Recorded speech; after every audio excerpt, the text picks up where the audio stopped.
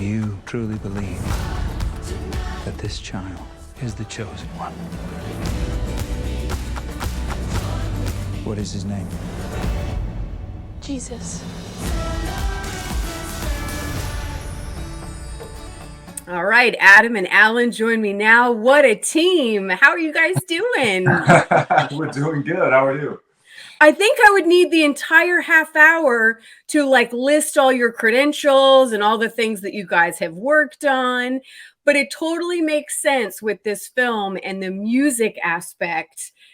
It's phenomenal job. Well done, guys. I was nervous. I didn't know what you were going to say. You were not nervous. The feedback has been phenomenal. And to be honest, I was actually a little here's why I was disappointed when I watched the film. I didn't want it to end. Yeah. I wanted more music. More. There you go. That's what you want, right? You want to leave people wanting more, not, man, can this thing end? That's good. Are we still watching this movie? We survived the 15-minute test, huh? Yeah. So explain how musicals work in this kind of storyline. Do you guys create music and songs first and then do the dialogue around it? Like, how does it take me behind, I guess, the journey to a musical like this? I think on this movie, the story came first, obviously. It existed. And then I had a very clear, it was 17 years ago now that I first wrote an 11-page document called Journey to Bethlehem. And in that document, there were, a song here that talks about this and a song here that talks about that. And so that was the genesis of it. And then, life gets in the way and this and that happens. And it was just one idea I could not let go of. And Alan can say, as creatives, we all have ideas all the time. And then some come to fruition, some don't. And you just go, well, that must have been a bad idea. So moving on. This one, I couldn't move on from. And it stayed with me.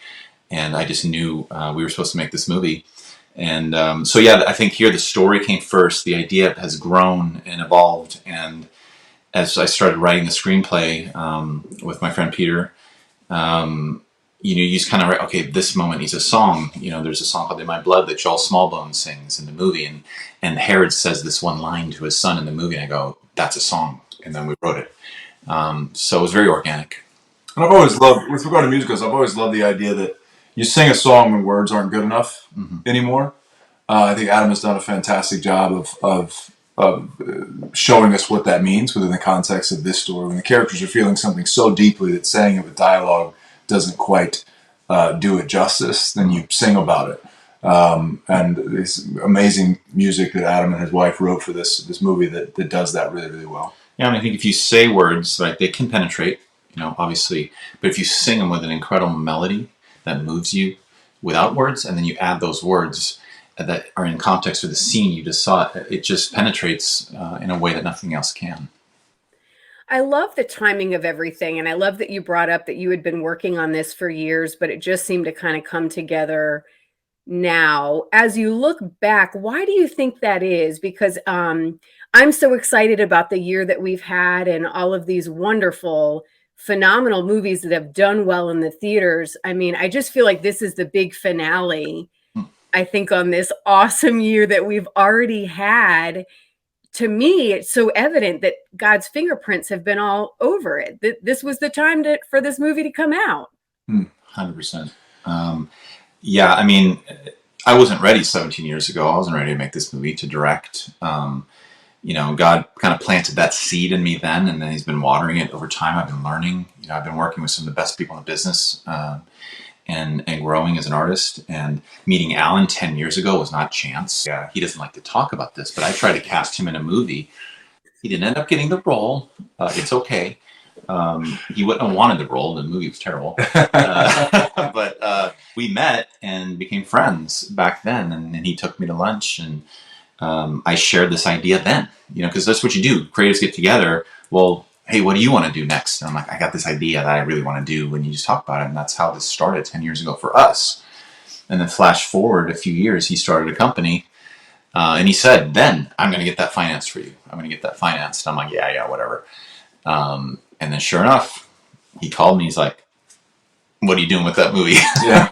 We were fortunate to start a company 4 or 5 years ago with some incredible partners, and I don't even think the ink was dry on the deal by the time I picked up the phone and called Adam and said, hey, so we'd stayed in contact, since the last 10 years, but since that initial meeting. But what's going on with that project that you told me about all those years ago? Because it's like you, and the thought that wouldn't leave you. That was also the idea of a movie that wouldn't leave me either. And so when we formed this company, my first phone call was to Adam. Said, "What's going on with that movie? Is there a way for us to work together on this?" And so here we are.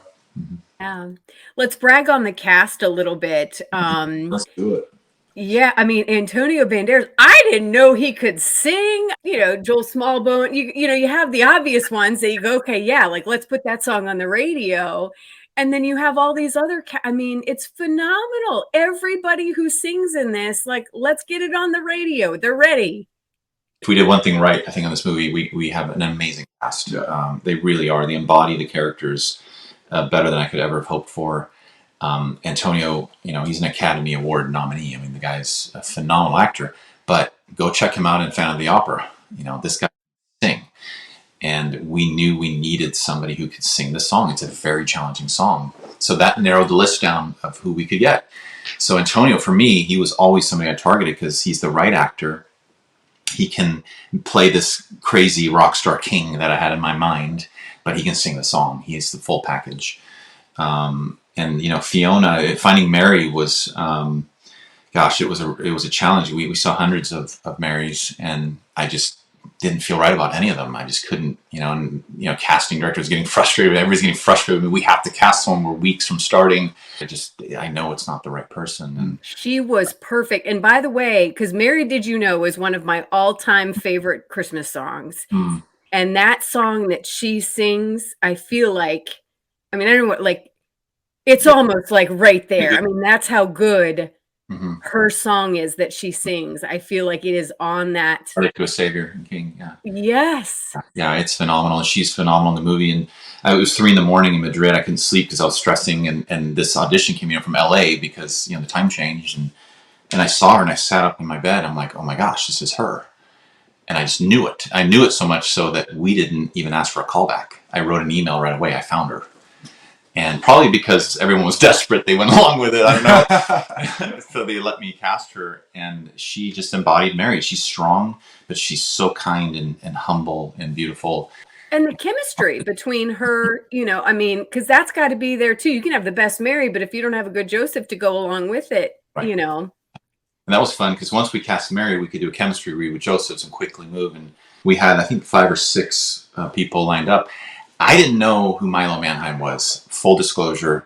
I told Milo this. He wasn't mad at me. I never watched Zombies, but he's the biggest star in Disney right now. I was just going to say, I watched the movie with my 10-year-old daughter. She was totally excited. She was like, all in. His daughters, he's got like 65 children, so they knew who he was. I have 3. I feel like I'm right there. After you have 3, it's all the same. It's a lot. The beautiful thing about that is, and I told him that, I cast him on merit. Like, he auditioned, and he was the first one of the 6, and I wrote, "He is Joseph," and circled it on my paper. And he was so sure, he turned off the video like 5 minutes in and disappeared. I'm like, where did he go? No, it was an audition. Like the third line of the first scene, I was like, all right, this is Joseph, and I got other things to do. So and we, as we've been all along, we were making the same movie. We always have, we're in complete lockstep and can finish each other's sentences, unfortunately, now. But we knew that was him, and he's phenomenal. And I said, I cast you because you're awesome and you were perfect for the role. Then I found out he was a huge deal.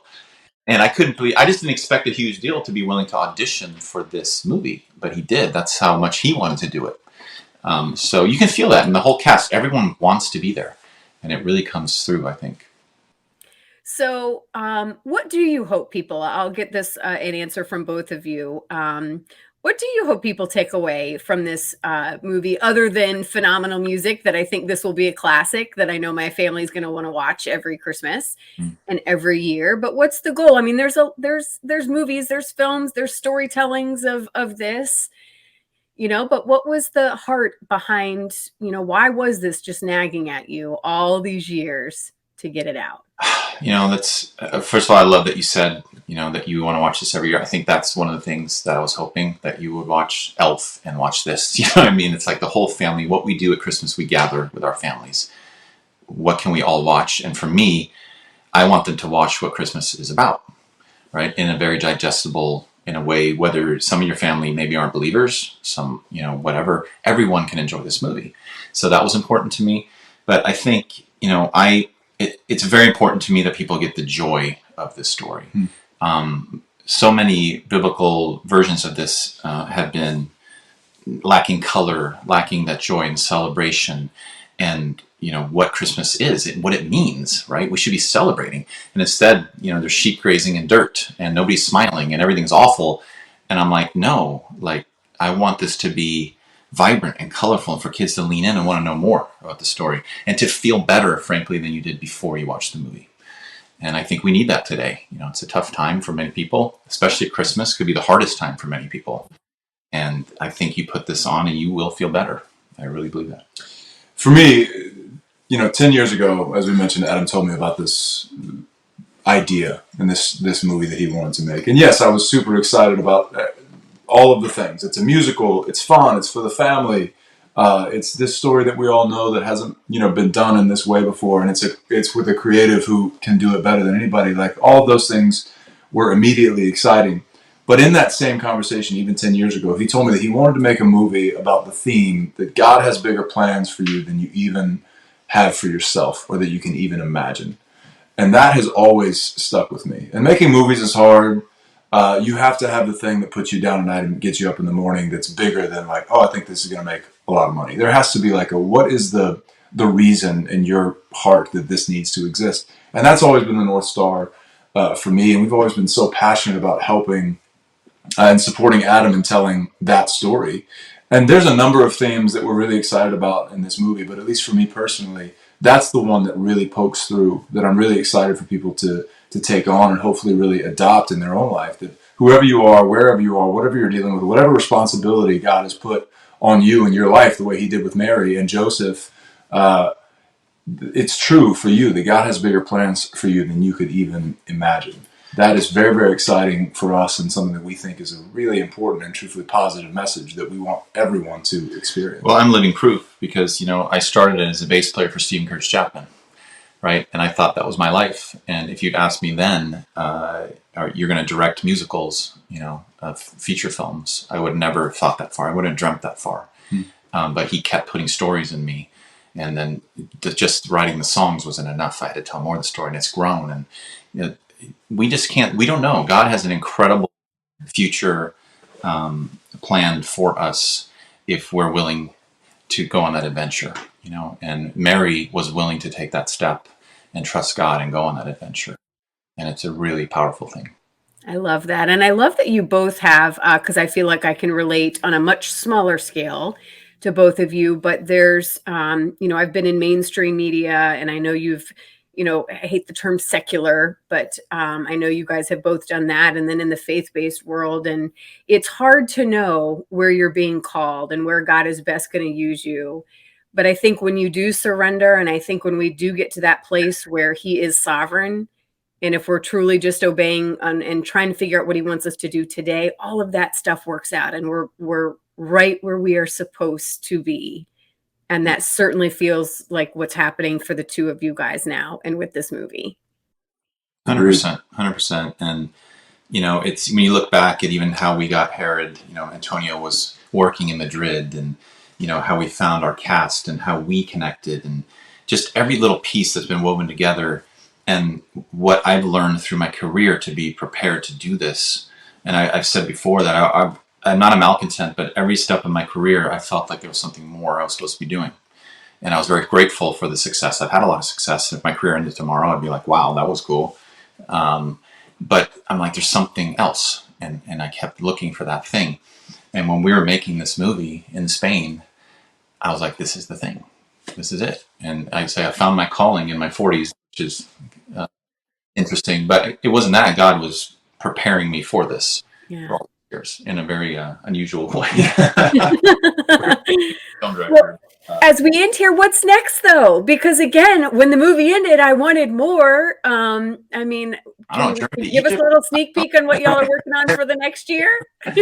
No, I think I want to tell more of these stories. I think there's so many incredible stories that lend themselves to be musicals in the Bible, stories that I love and am passionate about. And I think Alan alluded to it.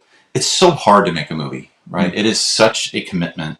We left our families for months, me 6 months, him 3 months, lived on the other side of the planet. You don't do that for something you're not passionate about. You send me a soccer movie to direct, I'm like, yeah, no, I'm not. I'm not doing this. Sorry, I'm going to play golf instead with my kids. But you hand me a story that I'm passionate about and I believe in, and I think can make the world a better place, can add some light, then I'm in, and I'm going to throw myself into it. So I think we're going to be doing a lot of these together in the future. That's what I wanted to hear. So good answer. You passed. Anytime, buddy. Well, and I just love, I mean, this is what my biggest joy right now is promoting these movies and the music and stuff. And the fact that you're able to combine both of them, it just is so exciting. So I'm going to be praying this has huge success at the box office, which I'm sure it will. And I know it's going to be a classic in my home. And I know for so many others. So again, job well done. Enjoy the ride. And we'll be looking to see how God just continues to show up and show off. Thank you so much. And thank you honestly for like those sort of comments, like that you're going to make it a part of your, your family's life moving forward. Those are truthfully, I haven't said it, but that's really what we hoped and what we wanted to do from the beginning. So that really does mean a lot. Really, really. It's hard to put in words what it feels like, when you made a movie like this, to sit in a theater and see people laugh and cry and love it, be moved. It's just, it makes it all worthwhile for sure. So thank you.